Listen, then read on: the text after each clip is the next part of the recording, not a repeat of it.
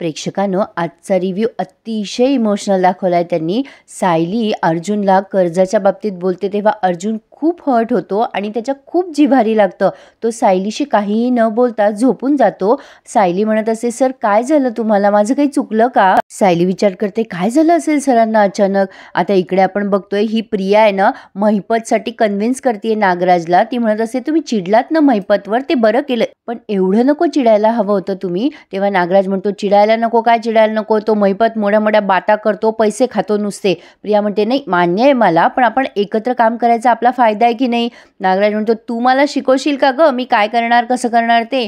प्रिया म्हणते हे बघा मी शिकवत नाहीये तुम्हाला, तुमच्या म्हणण्यानुसारच आम्ही कामं करतो की नाही. आपण जर एकमेकांच्या विरोधात गेलो तर कसं चालेल. तेव्हा नागराज म्हणतो मग काय करू, त्या महिपतला काय मांडीवर घेऊन बसू मी. 20 वर्षापूर्वी त्याला साधं काम दिलं होतं मी, 3 माणसांना मारायचं, ते तर त्याला जमलंच नाही. आता त्या सायलीला सुद्धा त्यानेच ठरवलं होतं की मारायचं, ते पण त्याला जमलेलं नाहीये. नाही, आता मी ठरवलंय की त्याच्याशी आता काहीही संबंध ठेवायचा नाही. 50 गुंड मिळतील मला ह्या कामासाठी. प्रिया म्हणते मिळतील ना मिळतील, पण कुठलाही गुंड पैशासाठी काम करेल, पण महिपतचं तसं नाहीये. त्याचे हात दगडाखाली अडकलेलेत ना, त्याची पोरगी खुनाच्या केसमध्ये अडकू नये ना, म्हणून तो जास्ती मेहनत घेईल आपल्यासाठी. सायलीला मारायला स्वतः धडपडेल तो. आणि प्रेक्षकांनो, मी तुम्हाला काल म्हटलं होतं ना की रविराजांनी काहीही ऐकलं नसेल. ऑब्व्हियसली तसंच झालं. ते लगेच म्हणतात की अरे तन्वी तुमच्यात काय एवढं बोलणं सुरू आहे, पण लगेच नागराज थाप आणतो की अरे काही नाही दादा, मी तन्वीला समजवायला आलो होतो की तिने लग्नाचा विचार करायला हवा ना आता. रविराज म्हणतात चक्क तू सांगायला आलायस. नागराज म्हणतो अरे हो ना दादा, बघ ना अमितचं इतकं चांगलं स्थळ हातनं गेलंय, तू पसंत केलेल्या मुलाला तरी तिने हो म्हणायला हवं ना. सुमनचं आणि तुझं बोलणं झालं ना दादा, तिने मला सांगितलं बघ. मग रविराज म्हणतात हो अगं तन्वी, तुला ना अनुरूप असा मुलगा आहे माझ्या क्लायंटचा. तेव्हा ही तन्वी म्हणते पण. आता रविराज म्हणतात पण बिन काही नाही, तू म्हटली होतीस ना अर्जुनला तुला विसरायचंय, म्हणाली होतीस की नाही.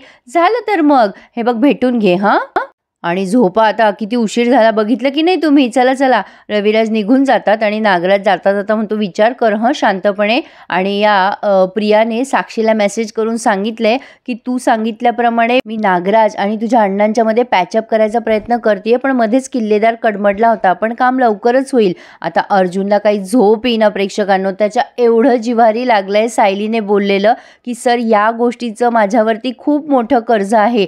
त्याला सतत डोक्यात तेच वाक्य घुमतात सायलीचे, आणि ह्याने रात्री उठून त्या डायरीमध्ये काहीतरी लिहिलंय आणि एवढं सुरेख लिहिलंय प्रेक्षकांनो. व्हिडिओ शेवटपर्यंत बघा म्हणजे तुम्हाला कळेल की काय लिहिलंय त्याने. आता या पूर्णाजीला पडलंय स्वप्न, मनी वसे ते स्वप्नी दिसे असं पूर्णाजीचं आहे. आणि आज जोगतिणीने त्यांना जो काही सांगितलं ना, म्हणजे तुझ्या समोर आहे ते तुला दिसत नाही आहे, अगदी तंतोतंत तसंच प्रतिमा आत्याने त्यांना स्वप्नात येऊन सांगितलं आहे. आता हा जो प्रसंग आहे ना, तो शेवटचा प्रसंग सारखा पूर्णाजीला आठवत असतो की प्रतिमा आत्या शेवटच्या अशा भेटल्या होत्या त्यांना आणि मी लवकरच परत येईल असं म्हणून गेल्या होत्या. आणि आता प्रतिमा आत्या आल्या आहेत त्यांच्या बेडरूममध्ये आहेत आणि पूर्णाजी बघतात प्रतिमा आत्या आली आहे म्हणून त्या खूप खुश होतात. प्रतिमा अगं आलीस बाई तू. त्या एवढ्या प्रेमाने प्रतिमा आत्याकडे म्हणजे जवळ जातात त्यांच्या आणि म्हणतात कशी आहेस ग माझी प्रतिमा. तेव्हा प्रतिमा आत्या म्हणतात मी ठीक नाही आहे आई, अगं खूप अस्वस्थ वाटतंय. तेव्हा पूर्णाजी म्हणतात काय झालं तुला प्रतिमा. तेव्हा ह्या म्हणतात काय झालं हे तू मला विचारतीयस पूर्णाई, तू मला दिलेलं वचन विसरली आहेस ना. पूर्णाजी म्हणतात वचन, अगं काय म्हणजे नाही ग, असं कसं मी विसरेन ग वचन. तेव्हा प्रतिमा आत्या स्वतः म्हणतात की तू माझ्या मुलीशी असं का वागतीये, माझ्या तन्वीला या घरातली हक्काची जागा का मिळत नाहीये पूर्णाई, तिचा मान तिला दे न ग या घरात आणि तुझ्या मनात सुद्धा.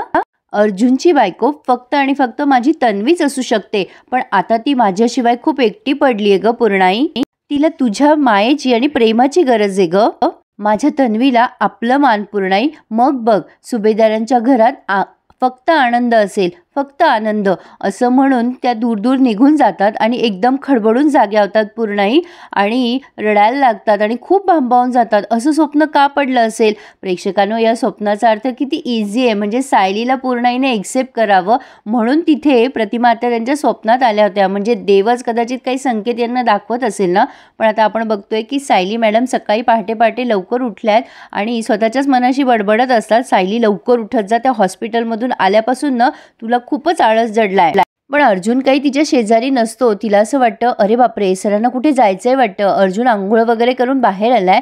सायली त्याच्या मागे मागे करत असते. सर, तुम्हाला कुठे जायचंय का? तुम्ही खूप लवकर उठलात. काय झालं सर? तुम्ही माझ्याशी बोलत का नाही आहात? अर्जुन तिच्याशी काही बोलत नसतो, पण तरीही सारखी विचारत असते, सर कोर्टात जाताय का? कसली मीटिंग आहे तुमची? काय झालं सर? तुम्ही बोलत का नाही आहात? सायली विचार करते, हे तर काही उत्तरच देत नाहीये. म्हणजे नक्की माझ्याकडनं काहीतरी चूक झाली आहे वाटतं. अरे देवा, मी काय केलं असेल? काल संध्याकाळी मी काही चुकीचं बोलले का काही चूक केली? आता ही पुन्हा अर्जुनला म्हणते, सर तुम्ही नुसते पुस्तकं घेऊन चाललात का? स्टडीमध्ये चाललात का सर? सर बोला ना प्लीज. पण अर्जुन निघून जातो. तसंच सायली आता खूप डिस्टर्ब झाली आहे. इतकं काय झालं असेल? हे का बोलत नाहीये माझ्याशी? पण आता अर्जुन प्रेक्षकांनो गार्डनमध्ये गेलाय आणि सतत सायली जे बोलली आहे की तुमचं खूप कर्ज आहे माझ्यावर, मी परकी मुलगी असून सुद्धा तुम्ही एवढं केलं वगैरे वगैरे, ते सारखं त्याला आठवतंय. त्याच्या मनातनं ते जाईच ना. शेवटी तिथे चैतन्य आलाय आणि तो बघतोय की साहेब जरा जास्तीच खोये खोये हे तेव्हा तो म्हणतो, Chaitanya Gadkari at your service sir. आता अर्जुन दचकतो आणि म्हणतो, तुला नॉर्मल बोलता येत नाही का रे? चैतन्य म्हणतो, अरे मी नॉर्मल बोलू का? ओके, तू सुद्धा नॉर्मल म्हणजे नॉर्मल पद्धतीने ऑफिसमध्ये येऊन काम कर ना. तू तर ऑफिसला येणंच बंद केलंय, सगळं काम बंद करतोय, क्लायंटच्या मीटिंग ऑनलाईन करतोयस.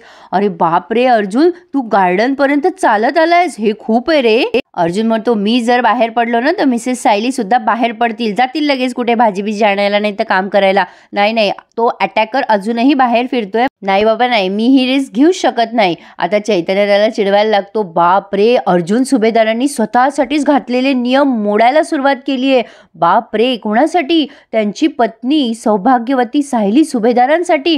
तरी त्यांचं म्हणणं आहे की ते अजूनही त्यांच्या पत्नीच्या प्रेमात नाहीये. आता अर्जुन चिडतो त्याच्यावर आणि म्हणतो, झाले का तुझे जोक्स क्रॅक करून, हसू का मी आता? तेव्हा चैतन्य म्हणतो, अरे बाबा मी फार सिरियस आहे, बघ तुला हसायचं असेल तर.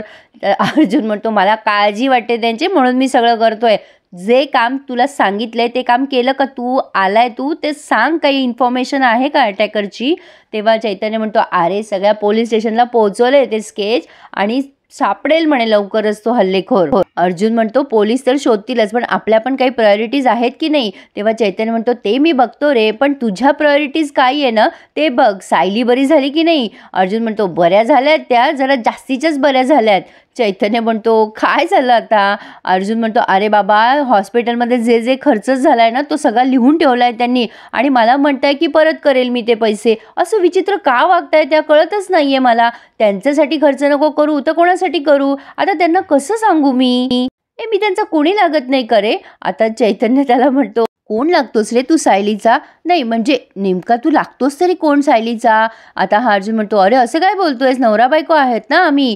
तेव्हा चैतन्य म्हणतो, खोटे, तुम्ही दोघं खोटे नवरा बायको आहात. म्हणजे कॉन्ट्रॅक्ट होतं ना तुमचं, विसरला की काय तू अर्जुन? अर्जुन एकदम भांबावून जातो. चैतन्य त्याला म्हणतो, कॉन्ट्रॅक्टनुसार तुम्ही दोघं एकमेकांचे कोणीच लागत नाही अर्जुन, मग प्रश्नच येत नाही या गोष्टींचा.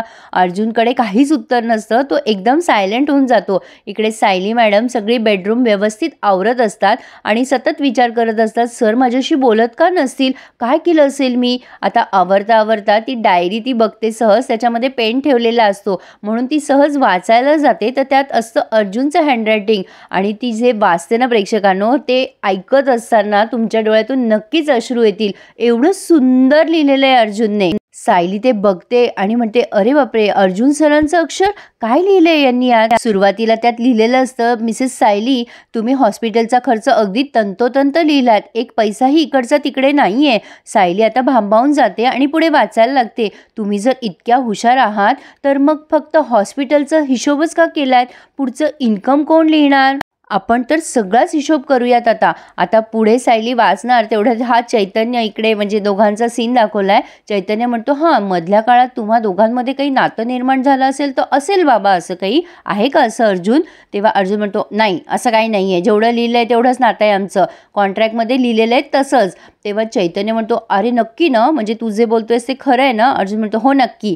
चैतन्य म्हणतो, मग तुला का त्रास होतो एवढा? जर सायली तुझे पैसे परत करणार असेल तर घेऊन टाक ना बाबा पैसे तुझे. अर्जुन लगेच विषय बदलतो, तू त्या अटॅकरचा फॉलोअप घे आणि पोलिसांना फोन करत राहा. तेव्हा चैतन्य म्हणतो, तू मला उत्तर देणं टाळ रे. पण कधीतरी तुला स्वतःला उत्तर द्यावंच लागेल अर्जुन, असं बोलून तो तिथून निघून गेलाय. आणि आता मात्र अर्जुनही विचारात पडलाय की तो काय एक्सेप्ट करत नाहीये. खरंच सायली त्याला आवडायला लागलीये म्हणून. प्रेक्षकांनो, जेव्हा दोघं एक्सेप्ट करतील तेव्हा किती छान वाटेल ना बघायला. आणि तुम्हाला माझा रिव्ह्यू आवडतोय ना, मग एक लाईक करायला प्लीज विसरू नका हं.